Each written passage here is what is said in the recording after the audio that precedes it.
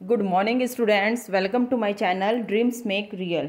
My name is Deepali. और बच्चों, आज मैं आप लोगों को 8th क्लास की हिंदी की वर्कशीट नंबर 22 यानी कार्यपत्रक नंबर 22, जिसकी दिनांक 10 दिसंबर 2020 है, जो आप लोगों की 10 दिसंबर 2020 में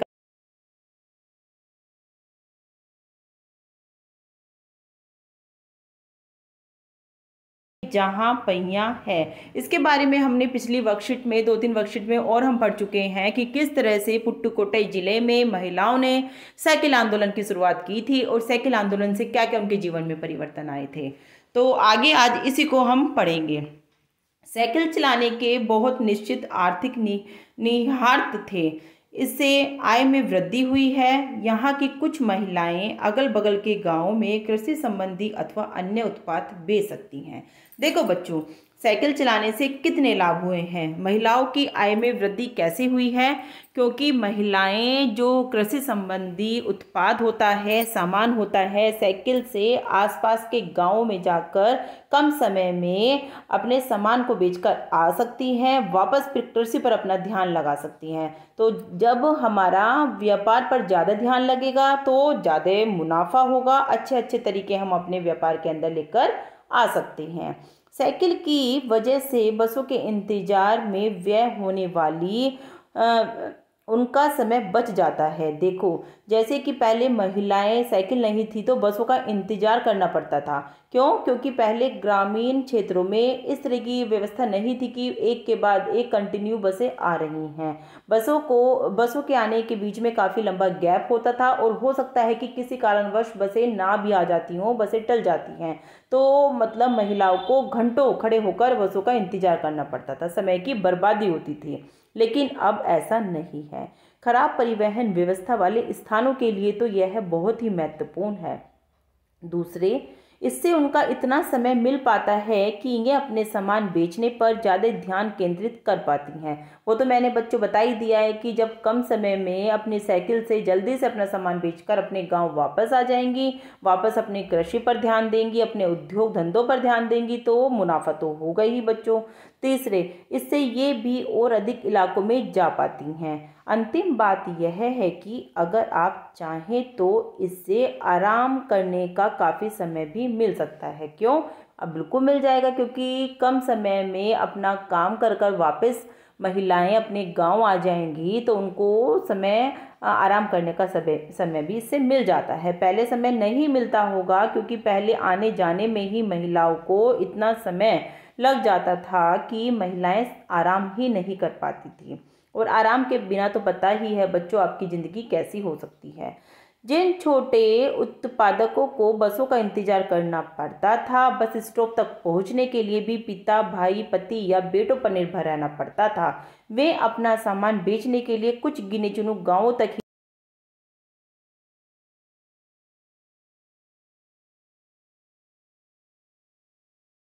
को अपने पिता, भाई, पति, बच्चों का इंतजार करना पड़ता था। लेकिन अब उनकी आत्मनिर्भरता बढ़ गई है। अब उन्हें अपने आप के अंदर आत्मविश्वास उनका बढ़ गया है। निर्भरता दूसरों पर कम हो गई है, आत्मनिर्भरता बढ़ गई है, अपने ऊपर निर्भरता बढ़ गई है। कुछ को पैदल ही चलना पड़ता था। जिनके पास साइकिल नहीं है वे अब भी पैदल ही जाती हैं, क्योंकि बच्चों अभी भी कुछ महिलाएं ऐसी हैं जो साइकिल नहीं खरीद पाई हैं पुट्टुकोट्टई में।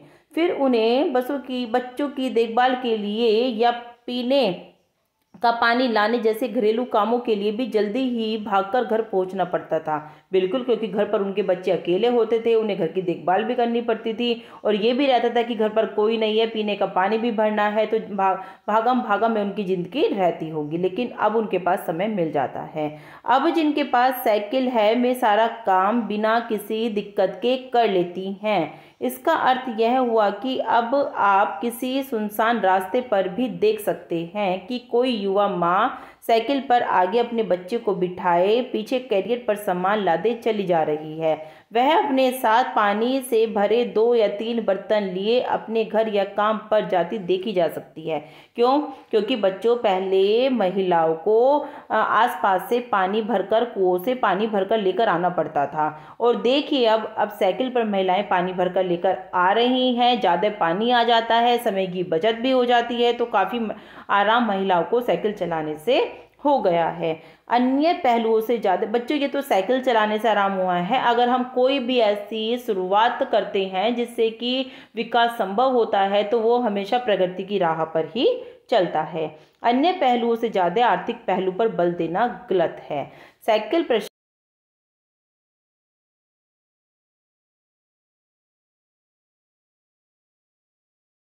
आर्थिक इससे केवल उनकी आय में वृद्धि हुई है। तो लेखक कहते हैं कि महिलाओं का आर्थिक पहलू पर ही ध्यान देना गलत है। महिलाओं के अंदर आत्मविश्वास की भावना पैदा हुई है।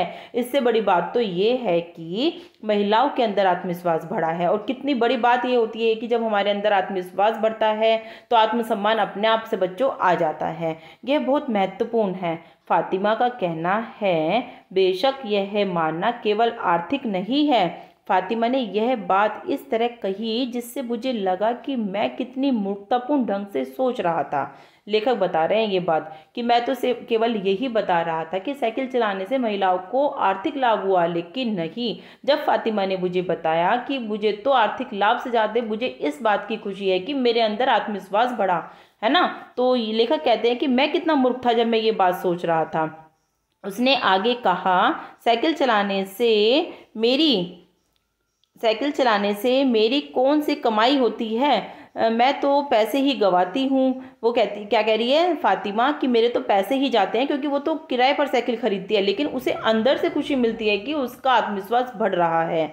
मेरे पास इतने पैसे नहीं है कि मैं साइकिल खरीद सकूं, लेकिन हर शाम मैं किराए पर साइकिल लेती हूँ ताकि मैं आज़ादी और खुशहाली का अनुभव कर सकूँ। देखो बच्चों, कितनी अच्छी बात फातिमा ने यहाँ पर बताई है कि मेरे पास तो पैसे भी नहीं है कि मैं साइकिल खरीदूं, क्यों, मुझे क्या लाभ हो रहा है, लेकिन अंदर से खुशी मिलती है। मुझे तो पैसे ही गंवाने पड़ते हैं साइकिल पर जाने के लिए, लेकिन जो अंदर से खुशी मिलती है बच्चों, उसकी तो बात ही नहीं बताई जा सकती। वो तो अनमोल खुशी होती है।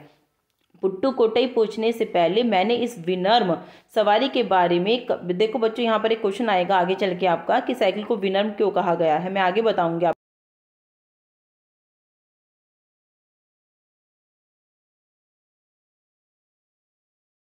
चैप्टर के बाद लेखक को समझ में आ गया है। एक महिला ने बताया, लोगों के लिए यह समझना बड़ा कठिन है कि ग्रामीण महिलाओं के लिए यह कितनी बड़ी चीज़ है। क्यों? बिल्कुल। अगर हम शहर में रह रहे हैं, दिल्ली में रह रहे हैं, तो हमारे लिए साइकिल चलाना कोई बड़ी बात नहीं है, लेकिन ग्रामीण परिवेश में, गांव, छोटे छोटे गांवों में साइकिल चलाना बच्चों बहुत बड़ी बात होती है। क्योंकि इससे उनको खुशी जो मिलती है, उनके समय की बचत होती है, ये उनके लिए बहुत बड़ी बात होती है। क्योंकि वहाँ के पर्यावरण को देखते हुए उनके लिए सारा काम कर पाना, बच्चों की देखभाल करना, आसपास के कुओं से पानी भर कर लेकर आना, अपना सामान आसपास बेचने के लिए जाना और दूसरों पर निर्भर रहना, साथ साथ देखो इन सब के चलते अगर महिलाओं में आत्मविश्वास कहीं बढ़ा है साइकिल चलाने से, तो इससे बड़ी बात बच्चों कुछ नहीं हो सकती। उनके लिए तो यह हवाई जहाज उड़ाने जैसी बड़ी उपलब्धि है। बिल्कुल, लोग इस पर हंस सकते हैं, लेकिन केवल यहाँ की औरतें ही समझ सकती हैं कि उनके लिए यह कितना महत्वपूर्ण है। जो पुरुष इसका विरोध करते हैं वे जाएं और टहलें, क्योंकि जब साइकिल चलाने की बात आती है वे महिलाओं की बराबरी कर ही नहीं सकते। बिल्कुल सही बात कही है बच्चों कि भले ही लोग बागों ने इसका विरोध किया है शुरू में, लेकिन जब बाद में उनको पता चला कि महिलाएं किसी भी क्षेत्र में पुरुषों से कम नहीं हैं, हर क्षेत्र में महिलाएं पुरुषों से कंधा मिलाकर चल रही हैं, तो बच्चों आज उन्हीं पुरुषों को अपने ऊपर शर्म आती होगी। तो इस पर कुछ कठिन शब्दार्थ भी दिए गए हैं, आप पढ़ लेना। व्यर्थ का मतलब खर्च, निर्भर, आश्रित, दिक्कत, परेशानी को कहते हैं, पहलू का मतलब पक्ष, आर्थिक धन से संबंधित होता है और प्रतीक का मतलब चिन्ह। तो बच्चों देखो 4 प्रश्न दिए गए हैं, चारों के उत्तर मैंने नीचे लिख दिए हैं। आप जल्दी से अपनी कॉपी पेंसिल लेकर आइए और साथ ही साथ अपने आंसर और प्रश्न और उत्तर कर डालिए। देखो प्रश्न नंबर 1 पढ़ लेते हैं, साइकिल चलाने से महिलाओं को कौन कौन से लाभ हुए। देखो बच्चों, हमने पूरा पाठ पढ़ लिया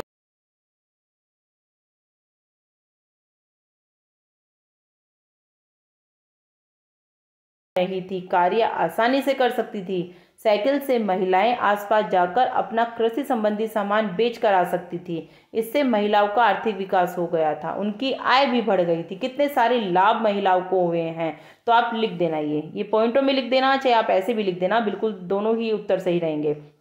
प्रश्न नंबर 2 देख लेते हैं। साइकिल को विनम्र सवारी क्यों कहा गया है? मैंने कहा था कि मैं बाद में डिस्कस करूंगी, तो देखिए बच्चों, साइकिल को विनम्र सवारी इसलिए कहा गया है क्योंकि साइकिल एक प्रदूषण मुक्त सवारी है और यह शोर भी नहीं करती। और सारे जो हमारे परिवहन होते हैं, यातायात के साधन होते हैं, सबसे शोर होता है, लेकिन साइकिल ही एक ऐसा हमारा परिवहन है जिससे ना तो प्रदूषण होता और ना ही यह शोर करती है।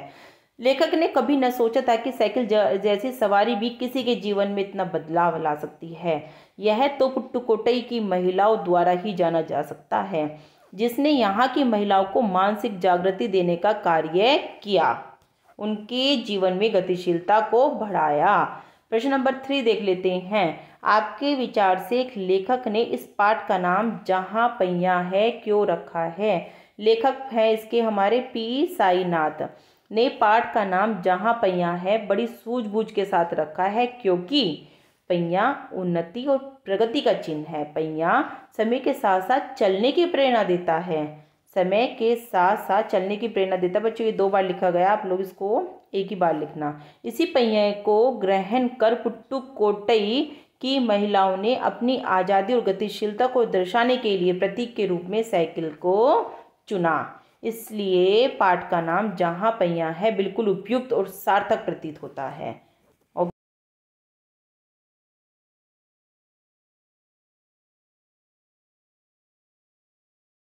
ग्रामीण महिलाओं को काफ़ी लाभ हुए हैं, उसी प्रकार से ऐसे किसी अन्य कौशल के बारे में लिखिए जिनको सीखने से ग्रामीण महिलाओं को काफ़ी लाभ हो सकता है। कैसे?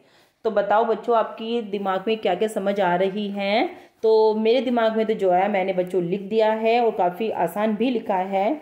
देखो, जैसे इस पाठ में बताया गया है कि साइकिल चलाने से महिलाओं के आर्थिक और सामाजिक जीवन में बदलाव आया है, उन्हें फ़ायदा हुआ है, उनके जीवन में गतिशीलता आई है।